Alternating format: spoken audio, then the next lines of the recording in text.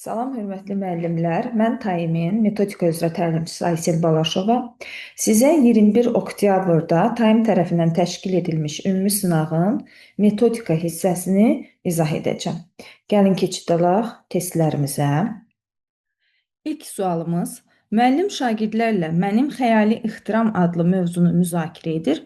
İntellektual səviyyəsi yüksək olan şagirdlərin xəyal dünyası müəllimə daha çox maraqlı gəldiyi üçün o müzakirəni həmin şagirdlər üzərində qurur.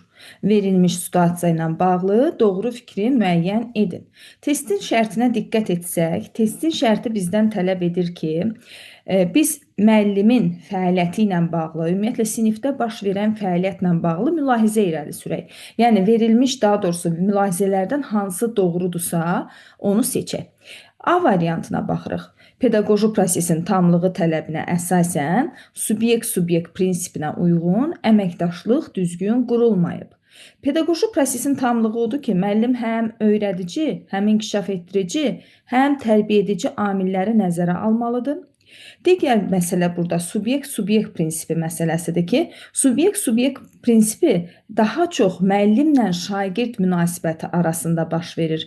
Yəni, müəllim şagirdlərlə tərəfdaş kimi çıxış etməlidir. Verilmiş situasiyada isə müəllimin şagirdləri dərsə cəlb etməməsi ilə bağlıdır. Yəni, burada subyekt-subyekt prinsipinin pozulduğunu biz deyə bilmərik. Çünki situasiyada müəllimin şagirdlərə obyekt kimi yanaşdığını görmürük. Ona görə A bəndi cavab deyil. Yəni, ümumiyyətlə, bizim irəli sürə biləcəyimiz, situasiyaya əsaslanaraq irəli sürə biləcəyimiz fikir deyil. B bəndinə baxırıq. İntellektual şagirdlərin aktiv cəlb olunması digər şagirdlərin də cəlb olunmasına səbəb olacaq. Ümumiyyətlə, bu yanlış yanaşmadır. Nəyə görə? Çünki müəllim əgər pasiv şagirdlərin cəlb olunması üçün hər hansı bir addım atmırsa, yalnız xəyal dünyası geniş olan, intellektual baxımdan inkişaf etmiş şagirdlərlə işləyirsə, bu əksinə pasiv şagirdlərin özünə inamının azalmasına səbəb olacaq. Ona görə B variantını da biz doğru fikir kimi götürə bilmərik. C bəndinə baxırıq. Müəllimin hədəfi müzakirəyə cəlb olunmayan şagirdlərin öz güvənini zədələməkdir. Bu da bir növ mahiyyətcə B variantına oxşuyur. Əksinə, pasiv şagirdlər kənarda qalırsa, müəllim yalnız bir tərəfli yanaşıb, bir qism şagirdə diqqətini fokusluyursa, müzakirəni onların üzərində qurursa, əlbəttə ki, bu zədələyəcək digərlərinin öz güvənini. Zədələnməyəcək fikri yanlışdır. D bəndinə baxırıq. Müəllim dərs zamanı inklüzivlik pedaqoji tələbini pozmuş olur. Bəli, inklüziya tədris prosesinin hər kəs üçün əlçatan olması, hər bir şagirdin orada bərabər hüquqlu şəkildə iştirakını nəzərdə tutur eyni zamanda. Və biz bu situasiyada bir qism şagirdlə işlənilib, digər qism şagirdlərin kənarda qaldığını gördüyümüzə görə, onların prosesdə iştirakı üçün hər hansı bir addım atılmadığına görə, yəni onlar sadəcə kənarda dinləyici kimi qalırlar. Bu da onların prosesdən faydalanmasına, prosesdə iştirakına maneçilik törədir deyə inklüzivlik pedaqoji tələbinin pozulduğunu deyə bilərik. Testimizin cavabı deməli D bəndidir. Y-yə baxırıq. Müəllimin müşahidə bacarığı müzakirəni effektiv qurmağa şərait yaradır. Birinci baxsaq biz situasiyaya, müzakirə prosesinin effektiv qurulduğunu deyə bilmərik. Çünki hər kəs prosesdə iştirak etmir. Bir bu nüansa görə Y variantını götürə bilmərik. Digər nüansı isə müəllimin müşahidə bacarığı ilə bağlıdır. Əgər müəllimin müşahidə bacarığı yaxşı inkişaf etmiş olsaydı, o digər şagirdlərin də dərsə cəlb olunmadığını görməli və onları prosesə cəlb etmək üçün hər hansı bir addım atmalıydı. Bu baxımdan Y bəndi də yanlış hesab edilir. Keçid alırıq ikinci testimizə. Bizdən doğru fikri müəyyən etməyimiz tələb olunur. Doğru fikri seçin. Təhsil alan üçün təlim-tərbiyə müəssisəsini seçmək valideynin vəzifəsidir. Bu cavab yanlışdır. Çünki bu valideynin vəzifəsi yox, hüququdur. Çünki bizim bizə seçim etmək imkanı verilməsi, bu bizim hüququmuzun həyata keçirilməsi ilə bağlıdır. Daha sonra, tapşırıqları vaxtında və keyfiyyətli yerinə yetirmək təhsil alanın hüququdur. Xeyr, bilirik ki, tapşırıqları yerinə yetirmək, bilik bacarıqlara yiyələnmək təhsil alanın, yəni şagirdin vəzifəsidir. Təhsil müəssisəsinin intizam qaydalarına riayət edib işgüzar nüfuzunu qorumaq valideynin vəzifəsidir. Bəli, doğrudur. Çünki istər intizam qaydalarına əməl etmək, istər valideynin, istər şagirdin, istər məktəbdəki heyətin, müəllimlərin vəzifəsidir ki, bu nizam-intizam qaydalarına əməl etsinlər. Əlavə məşğələlər keçmək, tədbirlər təşkil etmək təhsil verənin hüququdur. Xeyr, bu müəllimin vəzifəsidir. Şagirdin inkişafını təmin eləmək üçün, onu yetkin bir şəxsiyyət kimi formalaşdırmaq üçün əlavə məşğələlər, tədbirlər keçirmək müəllimin vəzifəsidir. Təhsil müəssisəsinin idarə olunmasında fəal iştirak etmək təhsil alanın hüququdur. Bu da yanlışdır. Baxın, diqqət etməliyik ki, bizdən nə istəyir? Təhsil müəssisəsinin idarə olunması yazılıb. Yanlışdır, diqqətli olmaq lazımdır.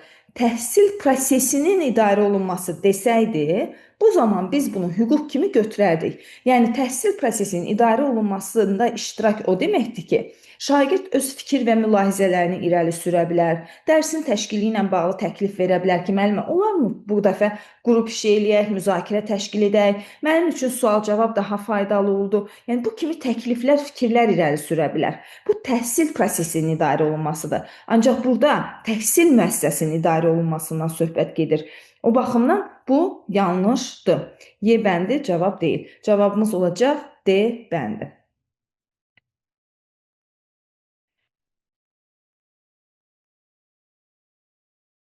Keçid alırıq üçüncü testdə. Yanlış fikri müəyyən etmək tələb olunur bizdən. Təhsil proqramı keyfiyyətli təhsili təmin etməklə təhsilin məzmunu, təşkili, qiymətləndirilməsi kimi vacib məsələləri əks etdirir. Təhsil proqramı dedikdə bilirsiniz ki, kurikulum nəzərdə tutulur və kurikulum təhsilin məzmunu, təşkili, qiymətləndirilməsi ilə bağlı məsələləri əks etdirən bir konseptual sənəddir. Deməli, A bəndi doğrudur, götürmürük, çünki bizdən yanlış fikri tapmağımızı istəyir. Formal təhsil formasında bütün təhsil alma formalarına rast gəlinir. Bəli, ola bilər. Çünki biz formal deyəndə bilirsiniz ki, dövlət nümunəli sənədin alınması ilə başa çatan təhsil nəzərdə tutulur. Biz formal təhsili sərbəst təhsil alma forması ilə, distant, əyani, qiyabi təhsil alma formaları ilə reallaşdıra bilərik. Bu baxımdan B bəndi də doğrudur deyə götürmürük. C-yə baxırıq. Valideyn yetkinlik yaşına çatmayan övladı üçün təlim-tərbiyə müəssisəsi seçib, onun təhsili üçün çalışaraq vəzifəsini yerinə yetirir. Bu cavab yanlışdır. Çünki valideynin seçim haqqı varsa, o övladı üçün uyğun olan təlim-təhsil müəssisəsini seçirsə, bu valideynin hüququdur, vəzifəsi deyil. Bu baxımdan C bəndi bizim testimizin cavabıdır. D bəndinə baxaq. Məzmun xətti hər bir fənnin şagirddə formalaşdıra biləcəyi bacarıqlar üzrə müəyyənləşir. Bəli, fənn hansı bacarıqları formalaşdırırsa, həmin bacarıqlar üzrə məzmun xəttləri müəyyən edilir. Məsəl üçün, Azərbaycan dilində deyirik, dinləyib anlama, danışma, oxu, yazı, dil qaydası. Deməli, bu, Azərbaycan dili fənninin formalaşdırdığı bacarıqlardır ki, bu 4 məzmun xətti müəyyən edilib. Y bəndinə baxırıq, müəllim hüququnu reallaşdıraraq təhsil prosesinin təşkilində və idarə olunmasında iştirak edir, təkliflər irəli sürür. Bəli, müəllimin hüququdur ki, təklif irəli sürsün, təhsil prosesinin idarə olunmasında iştirak etsin. Bu da doğru fikir olduğuna görə üzərindən xətt çəkirik. Cavabımız oldu C bəndi.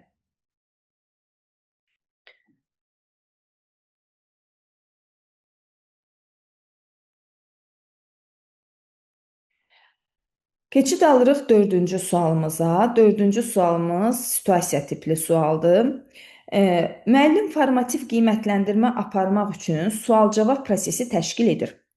Sual-cavabda aktiv iştirak edən şagirdləri tərifləyir, pasiv iştirak edənlərə isə sərt şəkildə iradını bildirir. Müəllimin bu davranışı hansı pedaqoji yanaşmaya ziddir? Gəlin birinci baxaq görək, pedaqoji yanaşma nədir? Pedaqoji yanaşma müəllimin öyrənənə, tədris prosesinə, təlim-tərbiyə prosesinə münasibətini göstərən bir yanaşmadır. Yəni, müəllim tədris prosesinə hansı baxış bucağından baxır? Yəni müəllimin baxış bucağını ifadə edir pedaqoji yanaşma. Və biz bilirik ki, müəllim fasilitator olmalıdır, şagird yönümlü olmalıdır, şagirdin maraq və meyllərini nəzərə almalı, onun inkişafına çalışmalıdır, diferensial yanaşmalıdır, düzgün əks əlaqə qurmağı bacarmalıdır, sinifdə o səmərəli öyrənmə mühitini qurmalıdır. Bax, bunlar müəllimin tədrisə münasibətini əks etdirən pedaqoji yanaşmalardır. İndi bizə deyir ki, əgər müəllim sinifdə bu cür davranırsa, yəni sual-cavab prosesində düzgün cavab verənləri tərifləyir, zəif cavab verənləri sərt şəkildə irad bildirib tənbih edirsə, müəllim nəyə zidd davranır? Biz bu mənfi halın müsbətini müəyyən etməliyik ki, əslində necə olmalıdır? Gəlin baxaq. Və nəzərinizə çatdırım ki, burada diqqətli olun ki, sual-cavab prosesində müəllimin şagirdə münasibətinin üzərindən biz cavabı müəyyən etməliyik. Müəllim müzakirə prosesində mövzunun mənimsənilməsi ilə bağlı boşluğu müəyyən edir. Bu boşluğu doldurmaq üçün müəyyən tədbirlər görür. Yaxşı, müəllimin gördüyü tədbir doğrudurmu ki, zəif şagirdi cəzalandırmaq məqsədi ilə? Yəni, müəllim o boşluğu görür, amma ondan tənqid etmək, cəza kimi istifadə edir. Deməli, bu nədir? Doğru cavab deyil. Yəni, belə pedaqoji yanaşma yoxdur. Ona görə A bəndini götürmürük. B-yə baxırıq. Müəllim yeni materialı şagirdlərin öyrənmə tərzlərinə uyğun şəkildə izah edir. Sonda tapşırıqlar verir və onlara effektiv əks əlaqə qurur. Bəli, müəllim əslində, yəni müasir müəllim bu cür davranmalıdır. Pedaqoji yanaşmaya uyğun davranmalıdır. Biz baxırıq ki, bu situasiya B-də verilənə zidd situasiyadır. Çünki doğru yanaşma ondan ibarətdir ki, biz dərsi izah edərkən şagirdlərin öyrənmə tərzinə eşidərəkmi öyrənir, görərəkmi öyrənir, bunu nəzərə almalıyıq. Şagirdlərə tapşırıq verib onlara effektiv əks əlaqə qurmalıyıq. Yəni, effektiv əks əlaqə qurmaq dedikdə hər bir şagirdin inkişafını təmin edəcək, onlara bir növ inkişafına yol açacaq bir geri dönüş etməliyik. Amma burada müəllim neynir? Sərt şəkildə iradını bildirir. Ona görə də müəllim B-dəki fikrə, B-dəki yanaşmaya yanlış yanaşma nümayiş etdirir sinifdə. Cavab ona görə B bəndidir. C-yə baxırıq. Şagird dərsə gecikir, məktəb direktoru onu danlayır, dərsdə iştirakına icazə vermir. Şagird 45 dəqiqə sinif otağının qarşısında dayanır. Bu ümumiyyətlə yol verilməz olan bir hadisədir. Yəni müəllimin pedaqoji cəhətdən də səriştəsizliyini göstərən bir nüansdır. Ona görə C bəndini də götürmürük. D bəndində formativ qiymətləndirmə aparan zaman müəllim Bloom taksonomiyasının mərhələlərinə uyğun tapşırıqlar hazırlayır. Bu doğru yanaşmadır. Ancaq verilmiş situasiya D bəndindəki yanaşmaya zidd deyil. Çünki burada daha çox fokuslanıb tapşırıqların hazırlanma yoluna, ancaq bizim burada 4-cü situasiyada verilən fikir isə müəllimin o sərt reaksiya verməsidir. Ona görə D-ni də götürmürük. Y-yə baxırıq. Sinif müzakirələrində passiv iştirak edən şagirdin marağını artırmaq üçün onları aktiv şagirdlərlə müqayisə edir. Bu da yanlışdır. Çünki biz burada aktivlikdən söhbət getmir, aktivliyi artırmaq üçün hansısa bir tədbirdən söhbət getmir. Passiv şagirdə verilən sərt reaksiyadan burada söhbət gedir. Yəni biz şagirdləri eyni zamanda aktivliyini artırmaq üçün başqaları ilə müqayisə etmək də yol verilməz haldır. Çünki bu şagirdin özünə inamının zəifləməsinə, sinifdə dəstəkləyici mühitin pozulmasına gətirib çıxardacaq. Demək ki, müəllim B şəklində davranmalıdır, ancaq o verilmiş situasiyada buna zidd hərəkət edir. Ona görə B-dir cavab.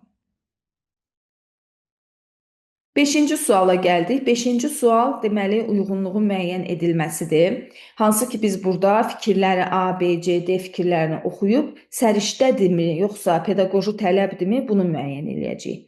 Təlim prosesi subyekt-subyekt prinsipi ilə qarşılıqlı əməkdaşlıq əsasında qurulur. Bəli, bu dövlət standartlarında verilən bir tələbdir ki, təlim prosesində şagirdlə şagird, daha doğrusu müəllimlə şagird münasibəti əməkdaşlığa əsaslanmalıdır. Subyekt-subyekt xarakteri daşımalıdır. B-yə baxırıq. Ümumi təhsil səviyyəsində tədris olunan fənlər və dərsdənkənar məşğələlər vasitəsilə formalaşır. Bəli, bu səriştələrə aiddir. Biz səriştələri şagirdlərdə yalnız fənlə bağlı yox, eyni zamanda dərsdənkənar məşğələlər vasitəsilə də formalaşdırırıq. Səriştə nə deməkdir? Bilik, bacarıq, vərdiş, dəyərlərə sahib olmaq və müxtəlif situasiyalarda bundan istifadə etməkdir. C-yə baxırıq. Hər hansı bir fəaliyyət sahəsi, eləcə də şəxsi inkişaf üçün yanaşmadır. Deməli, biz burada nə edirik? Səriştəli şagird yetişdirmək, şagirdlərdə səriştələri formalaşdırmaq, həmin şagirdlərin hər hansı bir sahədə, hər hansı bir fəaliyyətdə uğurlu olmasına, inkişafına gətirib çıxardır. Yəni bizim bu səriştələri formalaşdırmaqla bağlı yanaşmamız buna səbəb olur. Ona görə bu da olacaq C bəndi gələcək 1-ə. Sonra təhsil alanların mənafeyinin müdafiəsinə, tələbatlarının ödənilməsinə yönəlib. Bu da bilirsiniz ki, şagird yönümlülük tələbinin bir növ ifadəsidir. Bu da olacaq pedaqoji tələb, şagird yönümlülüklə bağlı pedaqoji tələb. Demək ki, cavabımız olacaq 1-ə B, C, 2-yə A, D, yəni C variantı.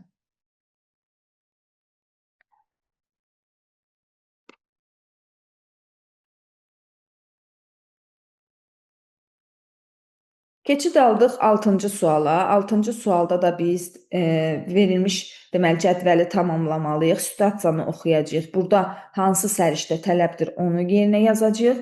Eyni zamanda ikinci xanıya da buna aid, yəni situasiyanın aid olduğu səriştə və tələbi qeyd edəcəyik. Deyir, Vətən müharibəsinin insanlara təsiri mövzusunda müəyyən şagirdlərə araşdırma aparıb istədikləri formada təqdim etməyə imkan yaradır.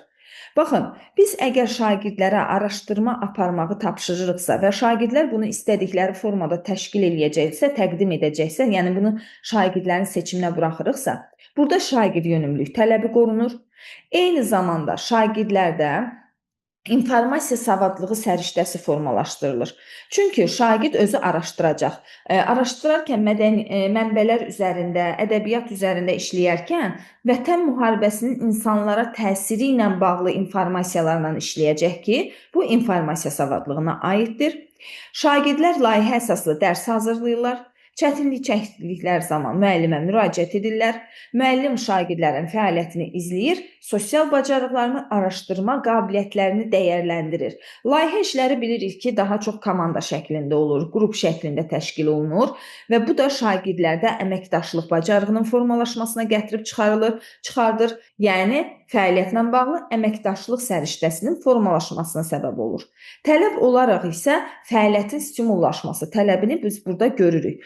Müəllim şagirdləri monitorinq edir və onların sosial bacarıqlarını araşdırmaq qabiliyyətini inkişaf etdirməklə bağlı istiqamət verir. Müəllimin prosesi izləyib bu cür istiqamət verməsi onların növbəti addımlarını daha effektiv atmasına, prosesin səmərəliliyinə təsir edir. Bu da fəaliyyətin stimullaşdırılması tələbinin qorunmasıdır. Ona görə də cavabımız olacaq B bəndi.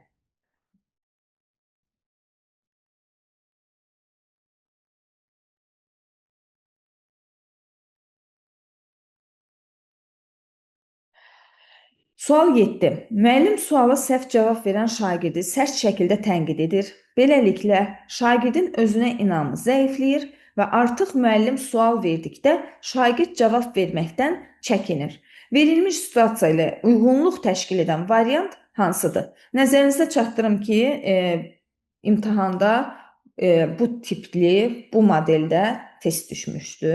Yəni, cari dövrdəki baş verən imtahanda 2025-ci ilin MİQ imtahanında, yəni bu formatda test düşmüşdü. Deməli, biz baxırıq ki, burada hansı tələb pozulur. Əgər müəllim sinifdə şagirdi səhvlərinə görə tənqid edirsə, bu birbaşa sinifdə o sağlam psixoloji mühitin pozulmasına, o şagirdin sinifdə özünü rahat, emosional cəhətdən rahat hiss etməməsinə səbəb olacaq.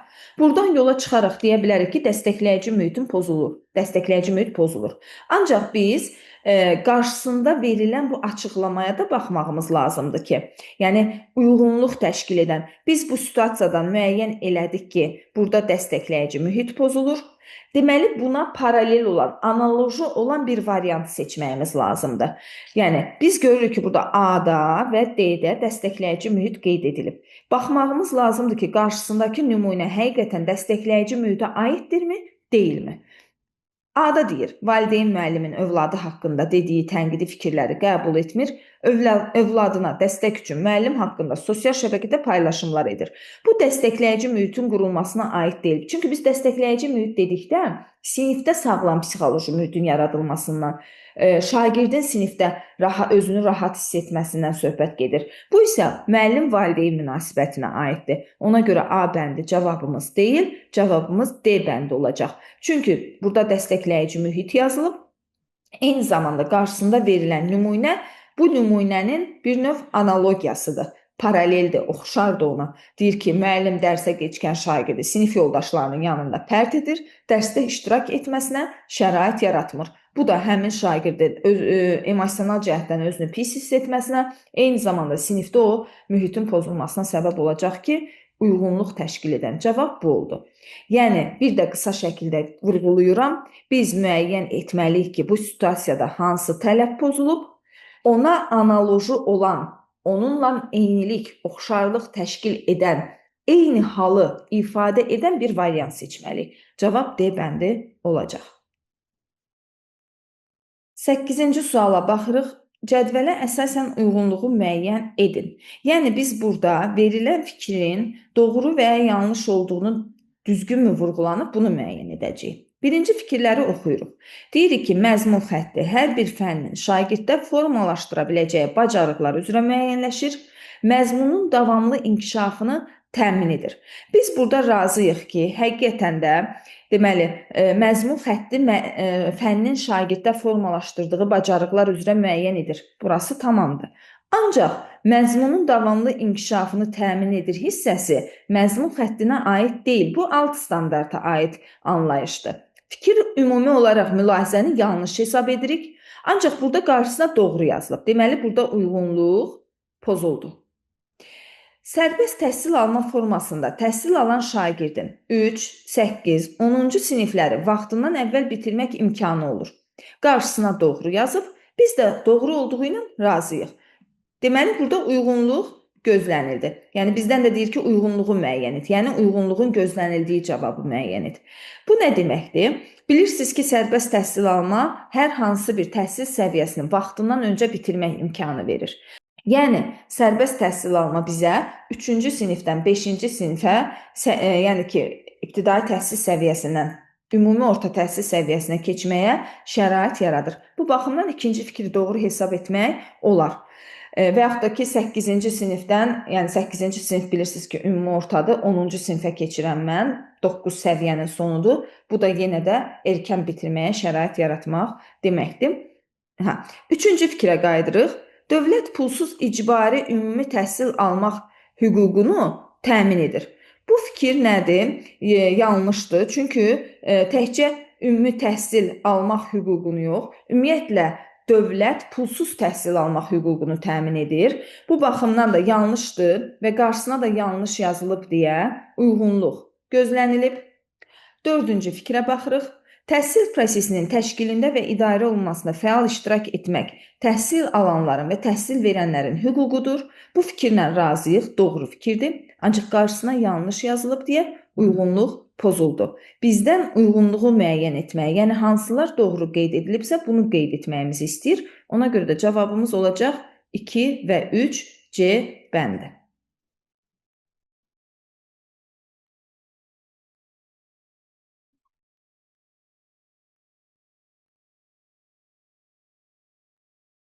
9-cu sual.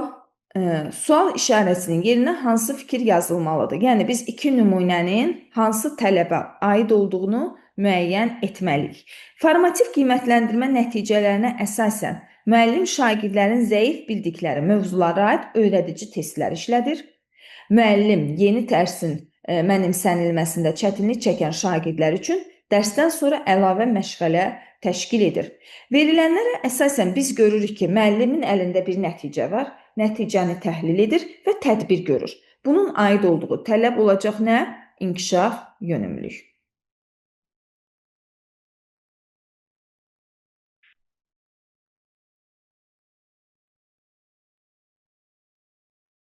10-cu sual.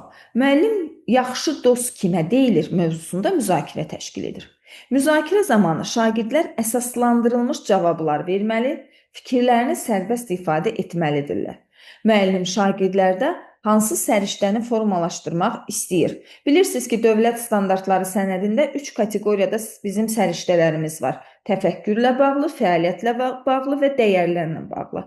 Burada biz baxırıq müəllimin müzakirəni hansı mövzu üzərindən təşkil edib, yaxşı dost kimə deyilir və uşaqlar müzakirə zamanı fikir bildirəcək, arqument gətirəcək, özlərinin yanaşmasını ortaya qoyacaqlar, düşündürəcək onları və şagirdlərin bu cür dəyərləndirmə aparmaları, fikirlərini əsaslandırmaları təfəkkürlə bağlı tənqidi təfəkkür səriştəsinin formalaşmasına səbəb olur.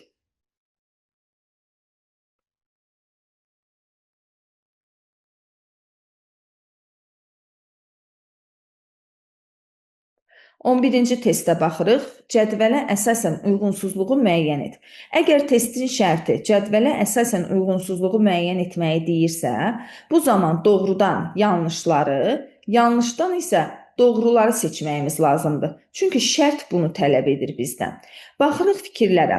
Deməli, nə deyir? Müəllim mövzu ilə bağlı şagirdlərə tapşırıq verir.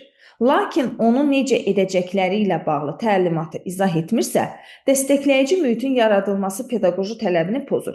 Xeyr, müəllim əgər tapşırıq verir, təlimatları izah etmirsə, məqsədi, qiymətləndirmə rubrikini təqdim etmirsə, bu pedaqoji prosesin tamlığının pozulmasıdır. Dəstəkləyici mühitin pozulması demək deyil. Deməli, bu fikir nədir? Yanlışdır. Müstəqil öyrənmə səriştəsini formalaşdırmaq üçün müəllim təlim məqsədlərinə uyğun tapşırıqlar verərkən onları lazım olan əşyalarla, alətlərlə təmin edir. Verilmiş xüsusiyyət müstəqil öyrənmə səriştəsinin formalaşmasına xidmət etmir. Çünki müstəqil öyrənmə səriştəsi o deməkdir ki, uşaq özünün zəif tərəflərindən xəbərdardır, özü üçün strategiyalar müəyyənləşdirir, başa düşür ki, mənə hansı alətlər, hansı üsullar lazımdır. Yəni, özü bunu özü üçün edir. Ona görə də burada nədir? İkinci fikirdə yanlışdır.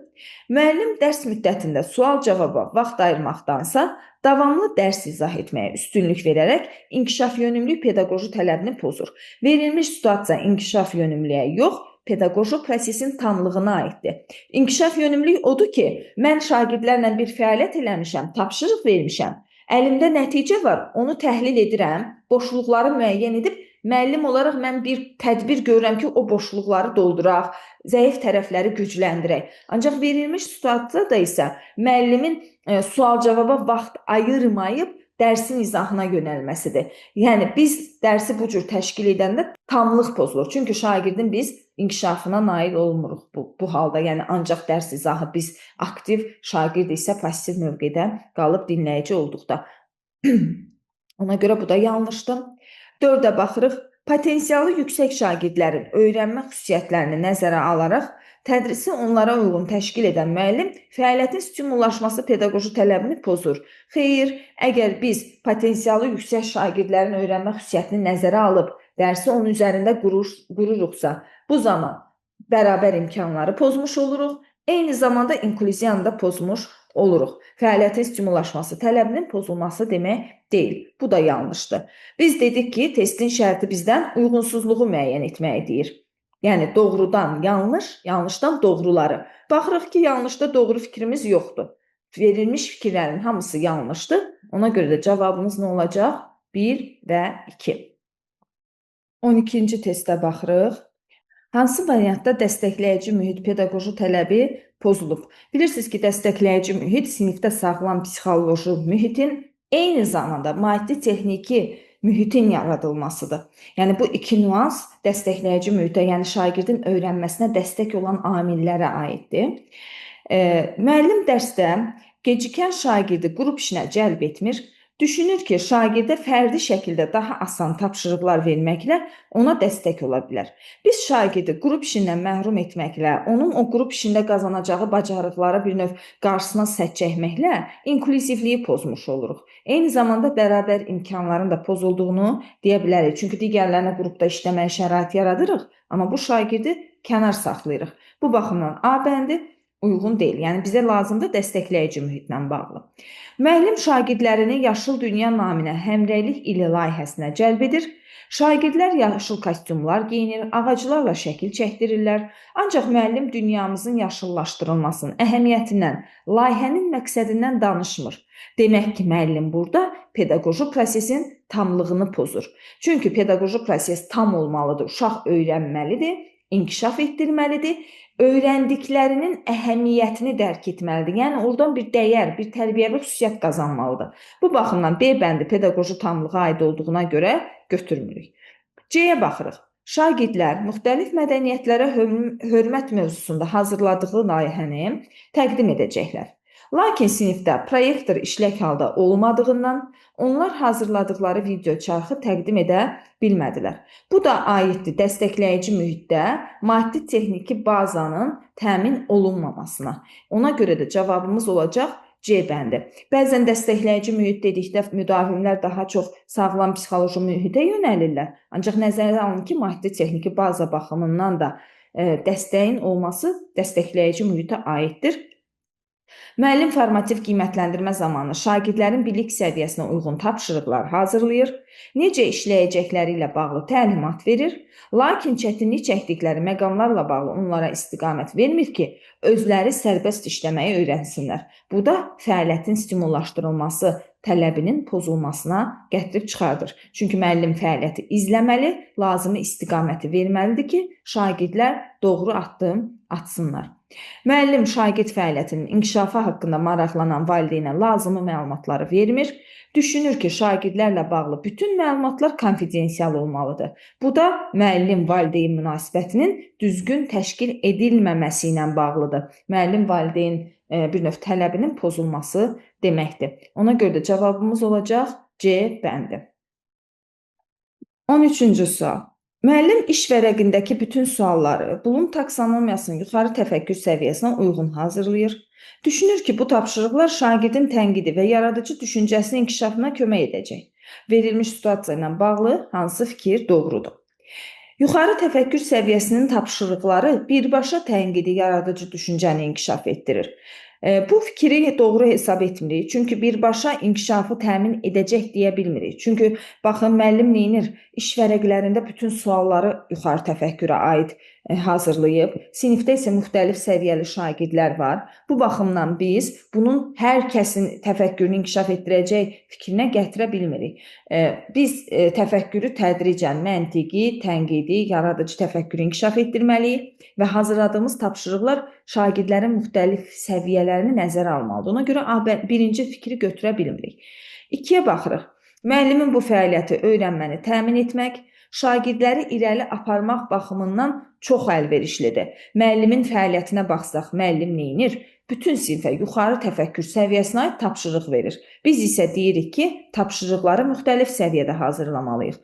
Ona görə ikinci fikri də doğru hesab edib götürə bilmirik. 3-ə baxırıq.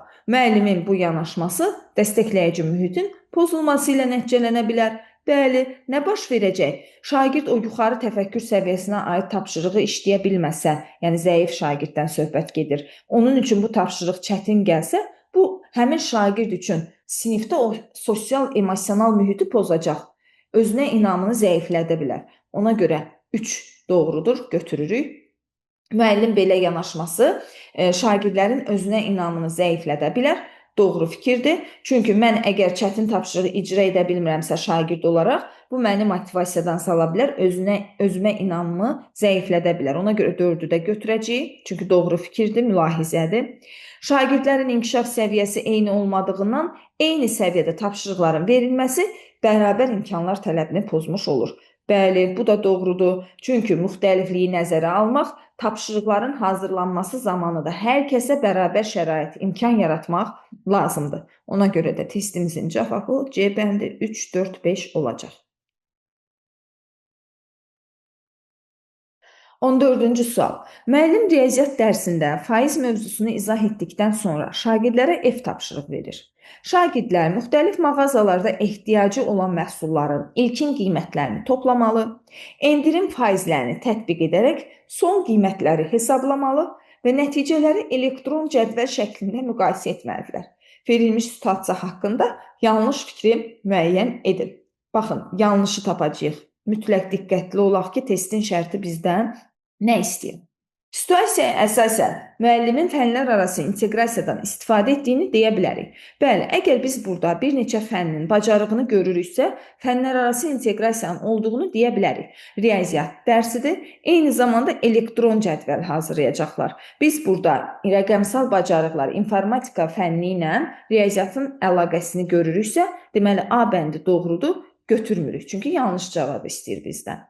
B bəndinə baxırıq. Müəllimin tapşırığı şagirdlərdə maliyyə və rəqəmsal bacarıqlar formalaşdıra bilər. Doğru fikirdir. Çünki bilirsiniz ki, fəaliyyətlə bağlı maliyyə savadlığı şagirdlərin büdcədən düzgün istifadə etməsi, düzgün istehlak bacarıqları nümayiş etdirməsi mənasına gəlir. Burada da büdcənin idarə olunması, yəni qənaət sistemindən danışılır və rəqəmsal bacarıqlar, çünki informasiya kommunikasiya texnologiyasından istifadə etməkdən danışılır. B bəndi də doğrudur deyə götürmürük biz bunu. C-yə baxırıq. Tapşırıq şagirdlərin real həyatda istifadə edəcəkləri praktik bilik və bacarıqlara yiyələnməsinə kömək edir. Bəli, verilmiş tapşırığa baxsaq, şagirdlər nə edəcəklər? Özləri araşdıracaqlar. Praktik olaraq təcrübədə məhsulun qiymətini, endirim faizini hesablayacaqlar ki, bu artıq təcrübi xarakterli bir tapşırıqdır deyə C bəndi də doğrudur. D-yə baxırıq, situasiyaya əsasən müəllimin şagird yönümlülük tələbinə əməl etdiyini deyə bilərik. Bəli, şagirdin marağı, meyli nəzərə alınıb, şagird prosesin aktiv iştirakçısıdır, özü araşdırıb məlumatları və bilik bacarıqları əldə edəcək. Bu baxımdan şagird yönümlülükdə qorunub. Y bəndinə baxırıq, müəllimin fəaliyyətindən sinifdə sağlam psixoloji mühitin düzgün qurulduğunu deyə bilərik. Burada verilmiş fəaliyyətdən biz verilmiş tapşırıq sinif mühitinə aid deyil, ev tapşırığı ilə bağlıdır. Müəllimin verdiyi tapşırığın mahiyyəti ilə bağlıdır deyə biz Y bəndini, yəni bu dəstəkləyici mühitlə bağlı fikri söyləyə bilmirik. Çünki tapşırıq fəaliyyət sinifdə təşkil olunmayıb. Bu baxımdan cavabımız olacaq Y bəndi. 15-ci sual. Summativ qiymətləndirmə zamanı müəllim KSQ suallarını özü tərtib etmir. İnternet resurslarından hazır KSQ suallarını əldə edərək şagirdlərə yazdırır. Suallar köhnə nəşr dərsliyinə uyğun tərtib edildiyi üçün şagirdlərin təlim nəticəsi aşağı düşür. Bu situasiyada verilənlərə əsasən hansı fikir doğrudur? Deməli, müəllimin fəaliyyətində nələri etdiyinə diqqət etməliyik və hansı mülahizəni irəli sürə bilərik, doğru mülahizəni, onu seçməyimiz lazımdır. Müəllim təhsildə bərabər imkanlar pedaqoji tələbinə uyğun olmayan yanaşma nümayiş etdirib. Verilmiş situasiyaya biz baxsaq, burada müəllimin daha çox yönəlib ki, köhnə nəşrdən istifadə edib. Yəni, müxtəlif səviyyəli suallar hazırlayıb, hazırlamayıb, situasiyada bu verilməyib deyə biz deyə bilmərik ki, burada bərabər imkan qorunur və yaxud da pozulur. Ona görə A bəndini götürmürük.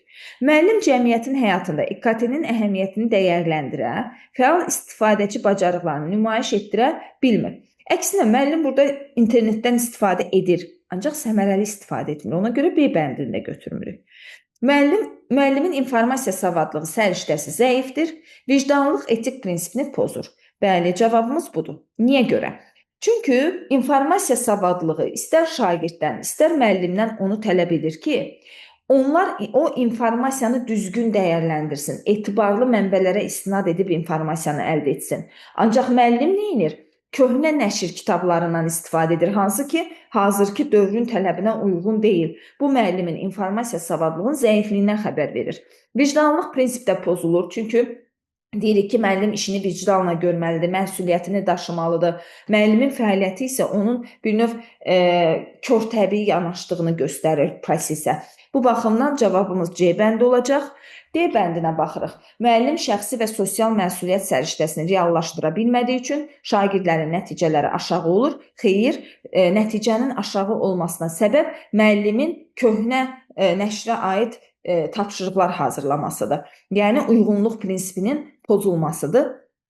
Y-yə baxırıq. KSQ zamanı şagirdlər sualların dərsliyə uyğun olmadığını bildirsələr də müəllim əhəmiyyət vermir.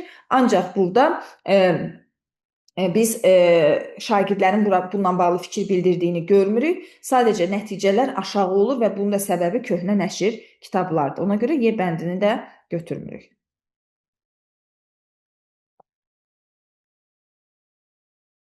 16-cı suala baxırıq. Dərslikdə Mil haqqında verilmiş məlumatdan istifadə etməklə Tom və Bekkinin mağarada getdikləri yolu metrlə ifadə edərək dəftərinizə yazın. Verilmiş situasiyada inteqrasiyanın növünü müəyyən edin. Verilmiş situasiyaya diqqət eləsək, burada biz həm mil anlayışı, hesablama anlayışı riyaziyyatla bağlıdır və Tom Bekkinin mağarada getdikləri yolu. Yəni burada bu hekayədə Azərbaycan dili fənni ilə bağlıdır. Eyni zamanda Azərbaycan dilinin fənn bacarıqları ilə, riyaziyyatın fənn bacarıqlarının əlaqələndirilməsidir deyə cavabımız olacaq fənlərarası inteqrasiya. 17-ci sual. Müəllim yaxşı oxuyan şagirdlər intizamı pozduqları zaman onların hərəkətlərinə göz yumur. Lakin bu davranışları akademik nəticələri aşağı olan şagirdlər etdikdə onları tənbih edir. Şagirdlər çox bəyis olur. Müəllimin bu yanaşması hansı pedaqoji tələbə ziddir? Biz verilmiş situasiyadan görürük ki, dəstəkləyici mühitin pozulması pedaqoji tələbi ilə bağlı bir situasiyadır. Deməli, elə bir cavab seçməliyik ki, buna zidd olsun, bu tələbə uyğun olsun. Yəni, dəstəkləyici mühitin tələbinə uyğun olsun.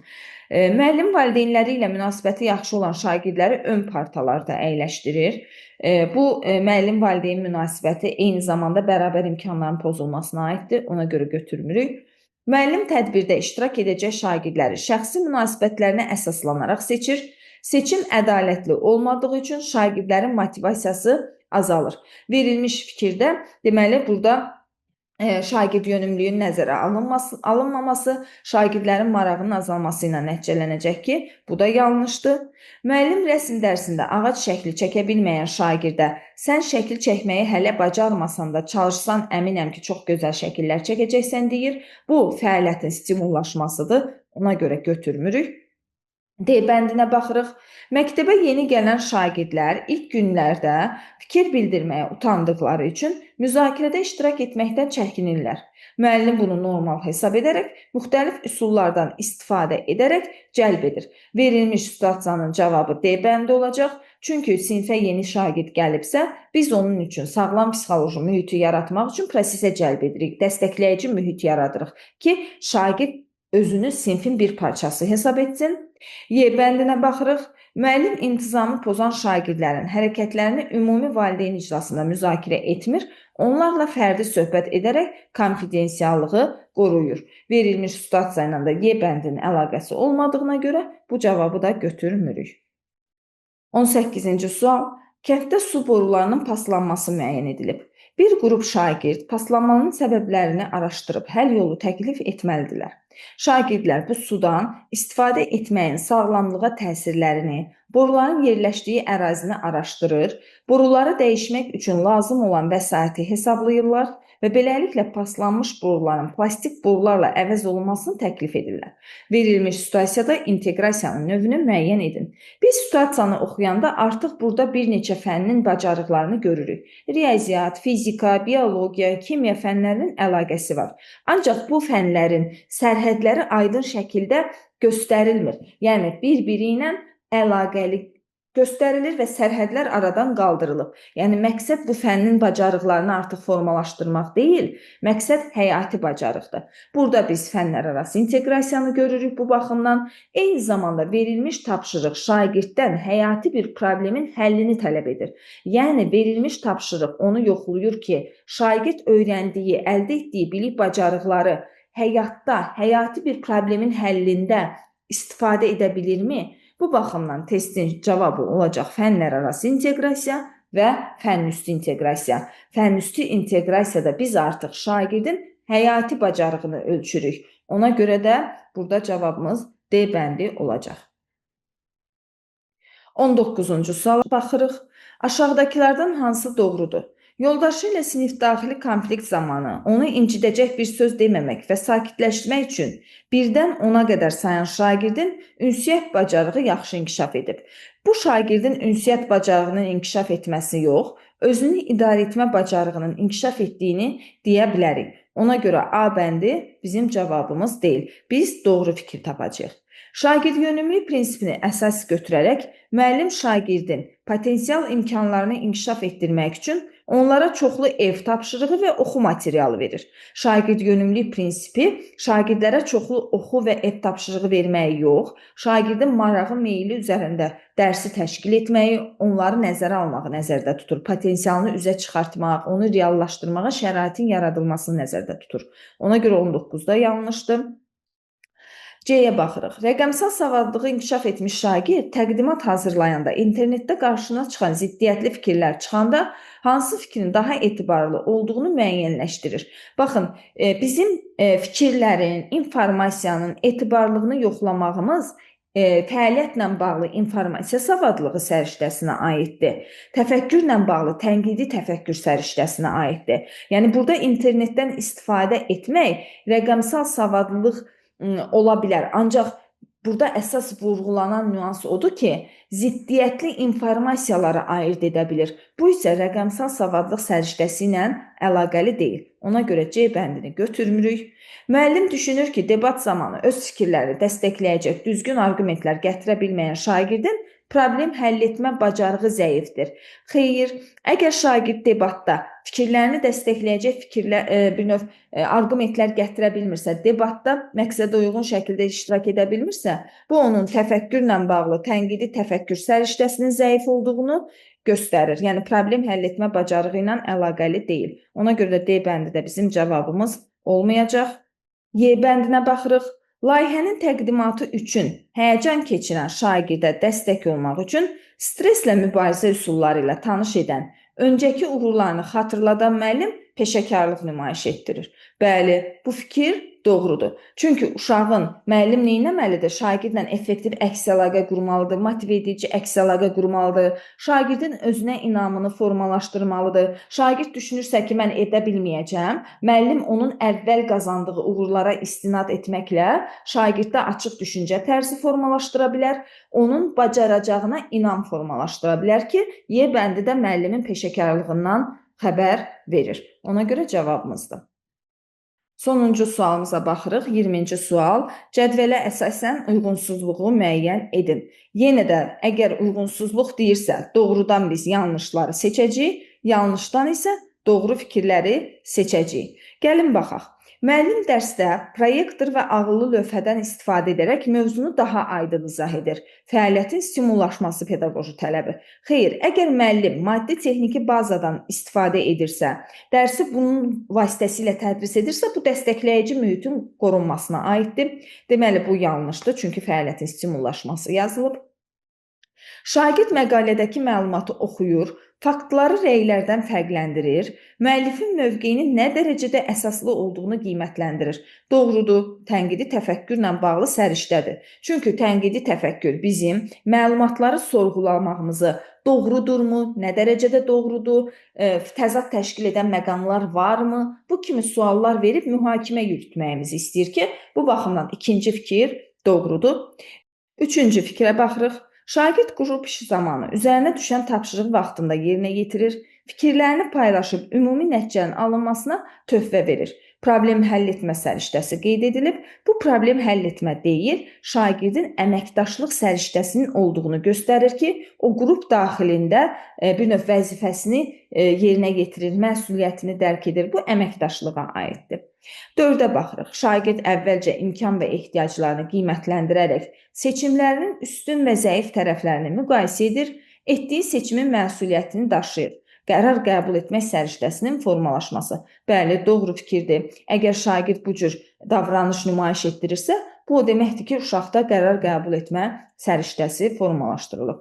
Deməli, doğrudan yanlış fikir oldu birinci fikir, yanlışdan doğru oldu dördüncü fikir. Ona görə də cavabımız 1 və 4-dür. Belə, hörmətli müəllimlər, növbəti sınaqlarda görüşmək üzrə hələlik.